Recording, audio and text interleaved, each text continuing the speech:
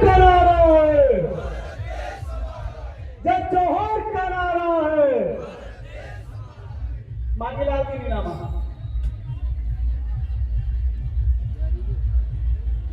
आज झालावाड़ की इस मां प्रगति की गोद में मैं अपने बात करने से पहले मैं उन तमाम पूर्वज फूटा शक्ति को नमन करता हूं जिन्होंने अपने कुर्बानी दे करके, अपने बलिदानी दे करके हमको और हमारे बीच में आज जितने भी साथी बैठे हैं उनके वंश को बचाने के लिए आंदोलन लड़ाया करते हुए हमारे बीच में आज नहीं है, लेकिन हमारे लिए जमीन छोड़ करके गए, हमारे हक अधिकार छोड़ करके गए। साथ ही आज के इस कार्यक्रम में हम जिनको श्रद्धांजलि देने के लिए उपस्थित हुए उन तमाम शहीद बच्चों को मैं नमन करता हूं, जोहार करता हूं।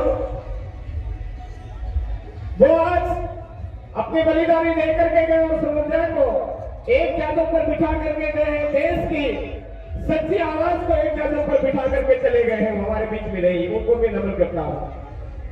साथ ही आज इस कार्यक्रम में अपने दिल के अंदर सच्चाई का जज्बा रखने वाले उन तमाम नौजवानों नागरिकों को खूब खूब जोहार करता हूं कि आपने अपना अमूल्य समय निकाल करके इस न्याय महापंचायत में भाग लिया। साथियों, हम सबको थोड़ा सा यह अवगत होना चाहिए कि राजस्थान में जिस दिन से ये डबल इंजन सरकार करके पार्टी की सरकार बनी है, उस दिन से राजस्थान में सारे काम उल्टे ही होते जा रहे हैं। सभी वर्ग परेशान है। आज किसान देखो, जिधर जाओ जिधर परेशान है। बेरोजगार भाई देखो, जिधर जाओ जिधर परेशान है। और पूरे राजस्थान के अंदर तो सरकारी व्यवस्थाओं के तहत बने हुए सरकारी भवन, केवल स्कूलों की बात नहीं कर रहा हूं, तमाम सरकारी भवनों की बात कर रहा हूं। तमाम सरकारी भवन आज गिरने के मोड़ पर चल रहे हैं, तो कहीं ना कहीं ये प्रतीक वाला जो सीएम बन करके आया है, यही तो कुछ उल्टा लेकर के तो नहीं आया है, कि हम सबको सोचने की जरूरत है। साथियों, आज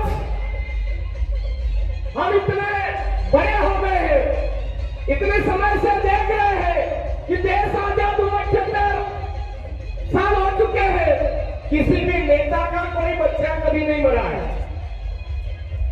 किसी भी बिल्डिंग बनाने वाले कर्मचारी का बच्चा नहीं मरा है। बिल्डिंग बनाने के लिए बजट आवंटित करने वाले का बच्चा नहीं मरा है, क्योंकि इस देश के अंदर ऐसी व्यवस्थाएं बना दी है।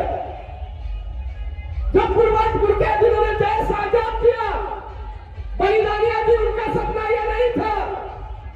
उनका सपना था कि हमारी आने वाली पीढ़ियां इन गैर अंग्रेजों से आजाद होकर के चैन की सांस ले, उनको अच्छी शिक्षा मिले, अच्छा स्वास्थ्य मिले, अच्छी सड़कें अवेलेबल हो, सारी चीजें सुख सुविधा वाले अवेलेबल हो, यह सोच करके उन्होंने बलिदानियां दी थी।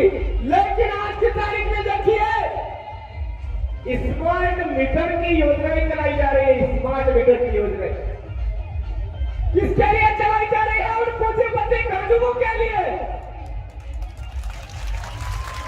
जो इस देश से नहीं है, बाहर से आकर के इस भारत देश की जमीन को छीनने के लिए, भारत देश की जमीन को हड़पने के लिए, भारत देश के मूल मालिकों को खत्म करने की सोच रखते हैं, उनके लिए वो स्मार्ट योजना चलाई जा रही है।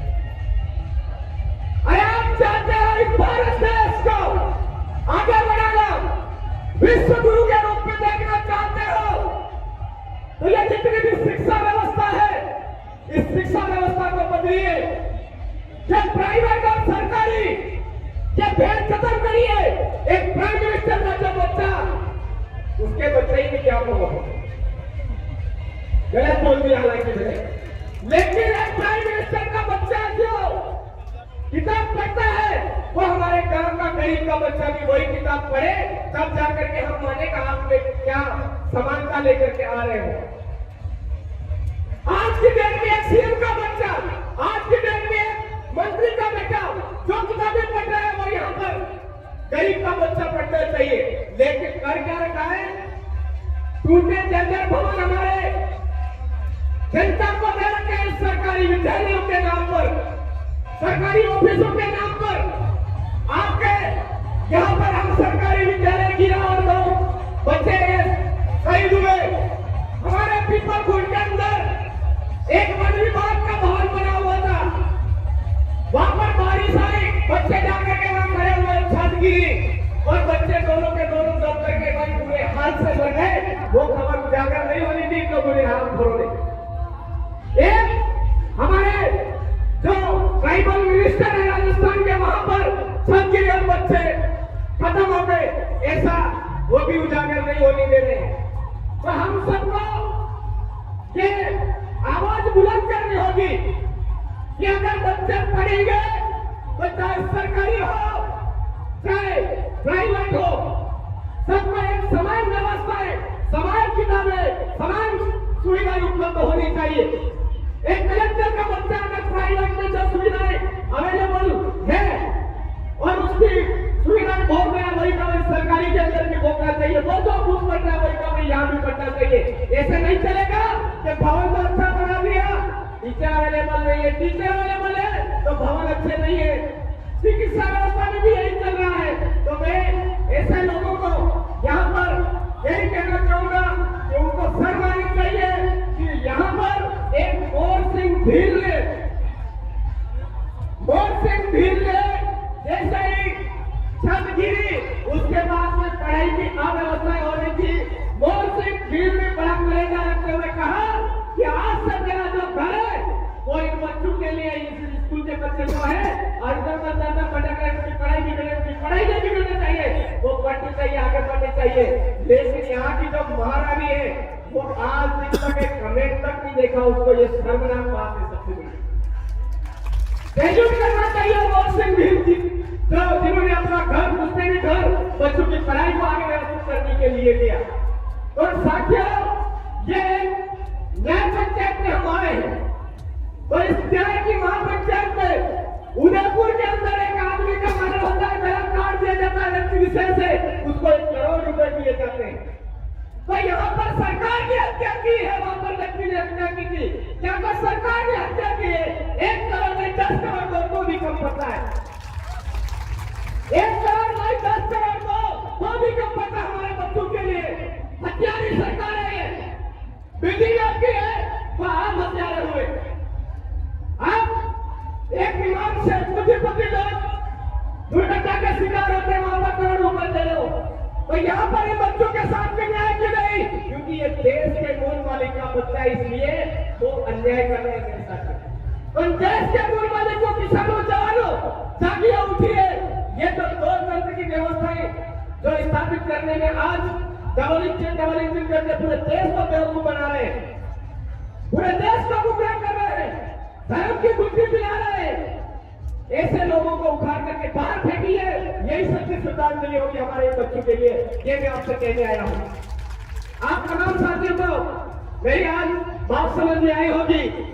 मैं आपसे यही कहना चाहूंगा कि अपना हौसला कमजोर नहीं करें, इन बच्चों को न्याय दिलवा करके रहेंगे, ये सोच के साथ में आप आगे बढ़े और हमारा जनजागरण है, संवैधानिक जनजागरण जारी रखे, पूर्वजों का जो जागरण है उसको जारी रखे।